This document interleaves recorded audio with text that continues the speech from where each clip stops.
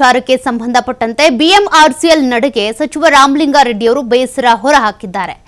ಮೊದಲು ನಂದಿನಿಗೆ ಅವಕಾಶ ಕೊಡಬೇಕಾಗಿತ್ತು, ಬಳಿಕ ಅಮೂಲ್ಗೆ ಅವಕಾಶ ಕೊಡಬೇಕಿತ್ತು. ನಮ್ಮ ಕೆಎಸ್ಆರ್ಟಿಸಿಯಲ್ಲೂ ಸ್ಥಳಗಳನ್ನ ಕೊಡ್ತೀವಿ, ಆದರೆ ಮೊದಲ ಆದ್ಯತೆ ನಮ್ಮ ನಂದಿನಿಗೆ ಕೊಡಬೇಕು ಅಂತ.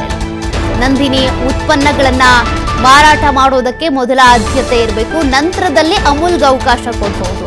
ನಮ್ಮ ಕೆಎಸ್ಆರ್ಟಿಸಿ ನಿಲ್ದಾಣಗಳಲ್ಲೂ ಕೂಡ ಮೊದಲು ನಾವು ನಂದಿನಿಗೆನೆ ಅವಕಾಶ ಕೊಡಬೇಕು. ಇದನ್ನ ಸರ್ಕಾರ ಸಿದ್ದರಾಮಯ್ಯ ಗಮನಿಸ್ತಾರೆ. ಬೆಂಗಳೂರಿನಲ್ಲಿ ಸಚಿವ ರಾಮಲಿಂಗಾರೆಡ್ಡಿ ಅವರು ಬೇಸರ ಹೊರಹಾಕಿದ್ದಾರೆ.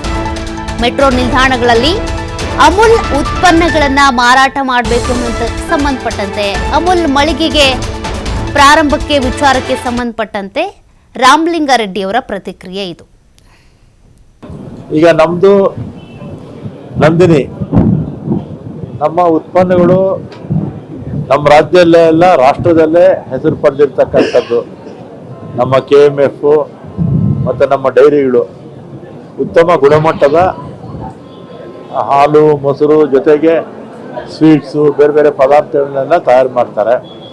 ಅದರಲ್ಲಿ ಮೆಟ್ರೋದಲ್ಲಿ ಅಮೂಲ್ಗೆ ಅವಕಾಶ ಮಾಡಿಕೊಟ್ಟಿದ್ದಾರೆ. ಫಸ್ಟ್ ಪ್ರಿಫರೆನ್ಸು ನಮಗೆ ಕೊಡಬೇಕಾಗಿತ್ತು, ನಂದಿನಿ ಕೊಡಬೇಕಾಗಿತ್ತು, ಆಮೇಲೆ ಅಮೂಲ್ ಕೊಡ್ಬೋದಿತ್ತು. ಆದರೆ ಅಮೂಲ್ಗೆ ಮೊದಲು ಕೊಟ್ಟು, ಈಗ ನೆನ್ನೆ ಶಿವಕುಮಾರ್ ಅವ್ರ ಸ್ಟೇಟ್ಮೆಂಟ್ ನೋಡಿದ್ರೆ ಇನ್ನೂ ಒಂದು 8 ಅಂಗಡಿ ಕೊಡ್ತೀವಿ ಅಂತ ಹೇಳಿದ್ದಾರೆ.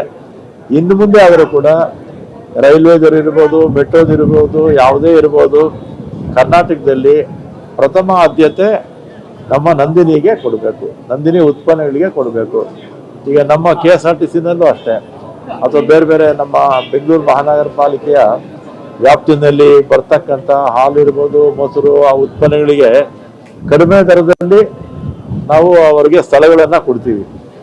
ಅದರಿಂದ ಮೆಟ್ರೋ ಕೂಡ ಯಾರು ಹೆಚ್ಚು ಕೊಡ್ತಾರೆ ಅಂತೇಳಿ ಹೆಚ್ಚು ಕೊಟ್ಟವ್ರು ಕೊಡೋಕೆ ಹೋಗಬಾರ್ದು. ಫಸ್ಟ್ ಪ್ರಿಫರೆನ್ಸು ನಮ್ಮ ನಂದಿನಿ ಸಂಸ್ಥೆಯ ಉತ್ಪನ್ನಗಳಿಗೆ ಕೊಡಬೇಕು ಅಂತ ನಾನು ಕೂಡ ಒತ್ತಾಯ ಮಾಡ್ತೀನಿ.